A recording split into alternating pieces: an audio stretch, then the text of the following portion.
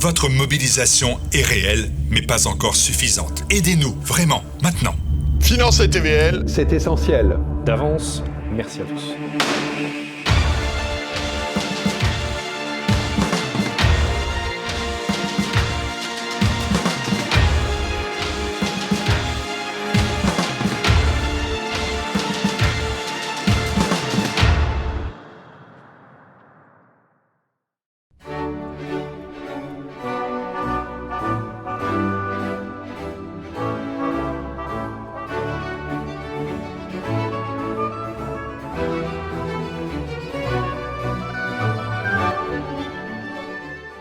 En lisant tous les jours vos commentaires passionnants, vous êtes très nombreux à répéter quotidiennement que vous ne voulez plus entendre parler des parlottes de Macronor Communicator. Je ne peux que vous comprendre, tant la communication de l'adolescent attardé est d'une nullité confondante. Ce soir, j'ai donc décidé de faire du social. Je vais résumer en 3 minutes les centaines de discours qu'il a prononcés depuis 2017 et qu'il prononcera jusqu'à la fin de son mandat, c'est-à-dire avant 2027, s'il vous plaît, monsieur, dame. Bon, on y va. 1, 2, 3, partez. Nous allons créer un modèle nouveau par la destruction innovante d'un modèle nouveau, innové, nous permettant d'aborder le futur sur la base du passé tout en transformant intégralement et de fond en comble un passé révolu que l'intelligence artificielle révolutionnera dans la liberté et la fraternité universelle, puisque l'Union européenne deviendra le modèle indépassable de la paix des peuples de Papouasie et de Nouvelle-Guinée, tout en sachant que la Guyane, cette fameuse île si représentative de la présence française, grâce aux Comoriens qui y débarquent tous les jours, nous permettra d'avancer vers la conquête de l'espace, nouvel Eldorado, nous permettant sûrement de régler la pénurie d'eau qui menace notre pays-monde et qui va nous obliger à nous laver les dents un jour sur 2, ce qui peut engendrer une pandémie rendant sans doute nécessaire un confinement dont nous pourrons sortir victorieusement grâce à l'injection d'un nouveau vaccin Pfizer commandé par Madame Leyen grâce à son portable qui lui permet d'envoyer des SMS au président du laboratoire,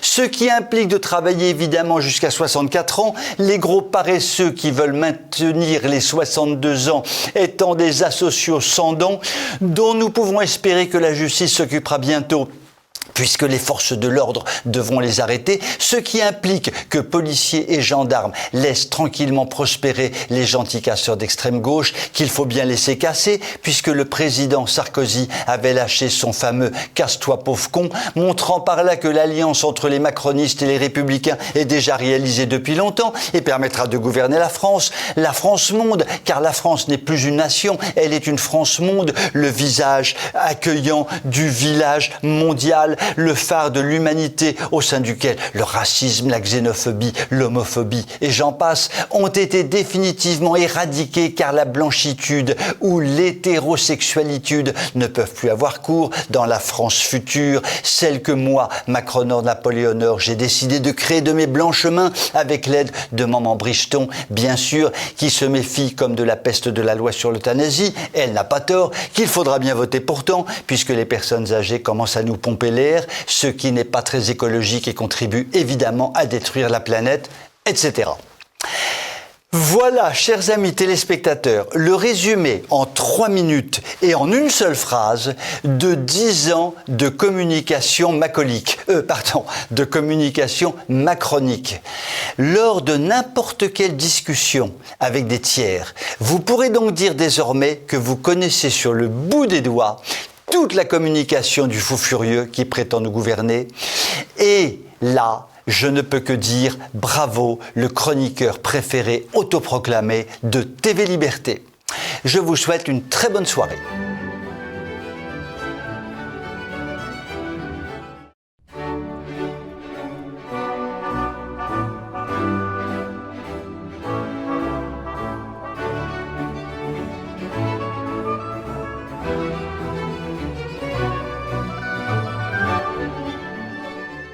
Nombreux sont les Français qui s'évertuent à jouer au loto ou à d'autres jeux de ce genre, mais qui ne gagnent jamais, alors qu'il existe un jeu où l'on est à peu près sûr de gagner à tous les coups. C'est le jeu de la fraude. Je m'explique. Le célèbre magistrat Prats, bien connu de TV Liberté, a chiffré le coût de la fraude sociale chaque année entre 50 et 60 milliards d'euros. Poufias de rascasse, rien que ça. Or, le risque de se faire pincer est très faible. Et comme les fraudeurs ont évidemment mis de côté les sommes fraudées, puisque s'ils se font pincer, il faut bien que l'argent soit caché, et donc ils ne restituent à peu près rien. Cela dit, notre ami Prats a été immédiatement décapité par le système au motif qu'il était fraudophobe. Ben dame oui. Or, comme la fraude qu'ils mettent en avant provient essentiellement des populations immigrées, il est interdit de la dénoncer. Le magistrat Prats a donc été condamné à une sorte de mort sociale, car il est interdit aujourd'hui d'être phobe. Xénophobie, homophobie, islamophobie et autres phobies, tout cela est définitivement interdit, comme l'est désormais la fraudophobie. Ainsi, les fraudeurs ont une belle vie devant eux. À cet égard, la découverte toute récente d'une fraude au RSA dans le département du Val-de-Marne a rapporté aux fraudeurs la modique somme de plus de 5 millions d'euros, bénéficiant à plusieurs centaines de personnes issues de l'immigration. Le système marchait sur des fausses déclarations d'emploi, ainsi que sur des fausses attestations de domicile. Concernant les fausses déclarations d'emploi, employeurs et employés appartenaient exclusivement à la même communauté, ce qui permettait tout trafic concernant l'émission et l'utilisation de faux documents, fausses déclarations d'embauche, fausses déclarations de licenciement, etc. Concernant les fausses attestations de domicile, elles étaient notamment délivrées par des associations, non agréées évidemment, créées par des gens de la même communauté. Avec tous ces faux documents communautaires, il devenait possible de toucher des allocations diverses et variées. Le montant global de la fraude sur cette simple petite affaire est donc compris entre 5 et 6 millions d'euros qui ne seront évidemment jamais récupérés. En outre, l'on peut être certain que les fraudeurs changeront tranquillement d'identité et de domicile pour recommencer leur fraude rémunératrice dans le département du Val-de-Marne ou ailleurs. À l'évidence, lorsque de vrais dirigeants dirigeront vraiment la France, notre ami Prats pourra tranquillement prendre la tête d'un ministère des détections des fraudes et la peur changera alors de camp. Je vous souhaite une très bonne soirée.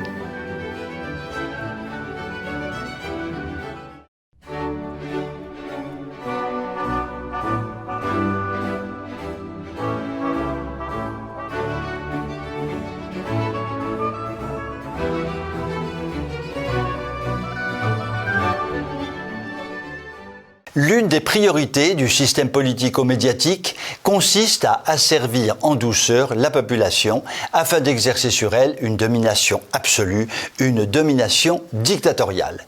À cet égard, l'utilisation de la sexualité est un formidable outil d'asservissement du peuple.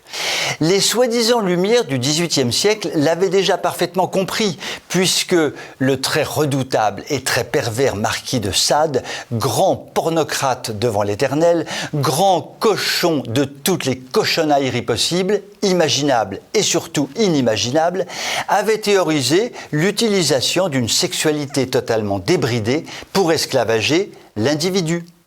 D'innombrables personnalités pornocrato-pornophiles du 19e et du 20e siècle ont pataugé voluptueusement dans cette théorie au point que Lénine, lorsqu'il a instauré la dictature soviétique en Russie, n'hésita pas à déclarer que le meilleur moyen de démolir les sociétés occidentales était de développer à haute dose la pornographie au sein de ces populations.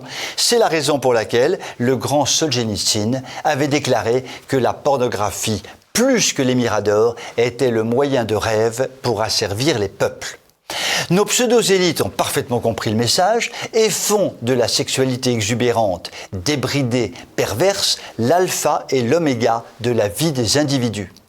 La classe politique produit des ministres comme la plantureuse Marlène Schiappa-d'Amour ou le sémillant Bruno Le Maire, qui se piquent tous les deux d'écrire des livres pornographiques en même temps qu'ils se piquent tous les deux au vaccin Pfizer, car cette picouse est vraiment chic et choc. Le monde de la culture est hautement pornographié. L'éducation nationale nage dans l'obsession de pornographier les jeunes générations. Les médias du système ne reculent devant aucun moyen pour pornographier la France. Et face à ce tsunami pornographique, les autorités morales, comme l'Église catholique par exemple, se murent dans un silence assourdissant de peur de paraître ringardes. Il résulte de tout cela que les pulsions les plus sordides, mises en valeur à longueur de journée, toujours et partout, aboutissent à la multiplication des violences sexuelles en tout genre et les plus innommables, touchant même à haute dose les très jeunes enfants. En réalité, nos pseudo-élites ont ouvert la boîte de Pandore dont est sorti le diable pulsionnaire qu'il devient pratiquement impossible de maîtriser, ce qui tombe pour le moment assez bien puisque nos pseudo-élites agissent sans cesse pour que ce diable pulsionnaire acquiert un pouvoir définitif. Tel Néron, contemplant avec gourmandise l'incendie de Rome qu'il avait déclenché, nos pseudo-élites contemplent avec gourmandise l'explosion destructrice des pulsions sexuelles dans ce qu'elles ont de plus débridé et se moquent donc éperdument des violences sexuelles qui se répandent en France à la vitesse du TGV quand il n'est pas en panne. Ces élites pourries entendent bien transformer les belles personnes en individus pulsionnaires pour lesquels la vie n'a pas d'autre sens que la pulsion.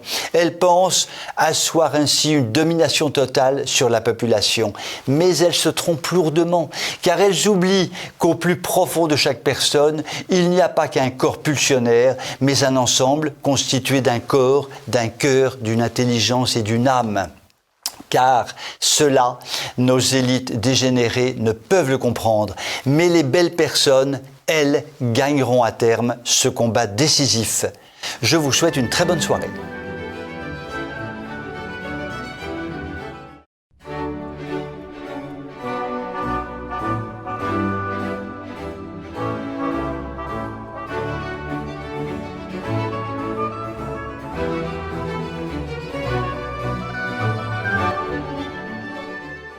La déconstruction de notre cher vieux pays, menée par les déconstructeurs à la vitesse du cheval au galop, a démarré il y a un demi-siècle environ. De décennie en décennie, cette déconstruction s'est accélérée pour atteindre aujourd'hui la vitesse de la fusée Ariane quand cette malheureuse fusée n'explose pas en vol. Giscard avait bien préparé le terrain, Mitterrand a considérablement accéléré les choses, Chirac a fait semblant de vouloir reconstruire mais a continué le travail de déconstruction, Sarkozy l'a accéléré à fond les manettes, Hollande l'a suraccéléré à partir de son scooter coquin et Macron est bien résolu à terminer le travail. Reconnaissons-le, l'adolescent attardé s'est attelé à la tâche avec une obstination peu commune. Je me demande même s'il ne se dope pas quotidiennement au dernier médicament Pfizer, le célèbre « casse-moi tout ça ». Notre vie politique baigne dans la nullité la plus totale. Notre économie s'écroule comme jamais. La fracture sociale nous promet des lendemains qui chanteront du sang et des larmes. Le socle moral de notre société a été réduit en poussière et notre beau modèle culturel s'est effondré d'un seul coup. Le problème que nous rencontrons est très simple. Macronor Terminator a été élu grâce à ses mensonges, a été réélu grâce à ses mensonges, aura donc enfumé la France pendant 10 ans pour terminer le travail de déconstruction qu'il mène ardemment et dont notre pays aura du mal à se relever. Tout cela était écrit dans le grand livre dès 2016.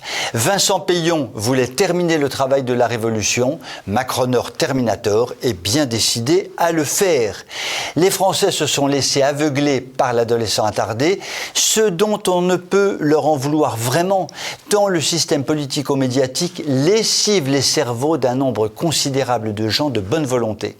Finalement, la question fondamentale de savoir si Manuchon restera président jusqu'en 2027 est donc importante, car un départ précipité pourrait arranger les choses. J'avoue que cela m'amuserait de le voir quitter l'Élysée en courant, poursuivi par des Black Blocs armés de couteaux de cuisine.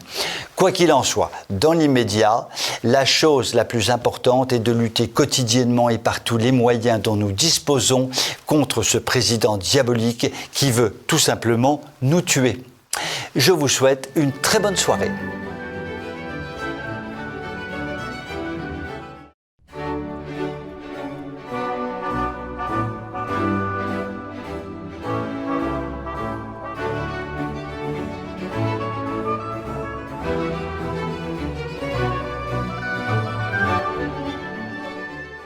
Comment un pays comme le Liban a-t-il pu s'effondrer sous nos yeux à une vitesse que personne n'aurait pu imaginer?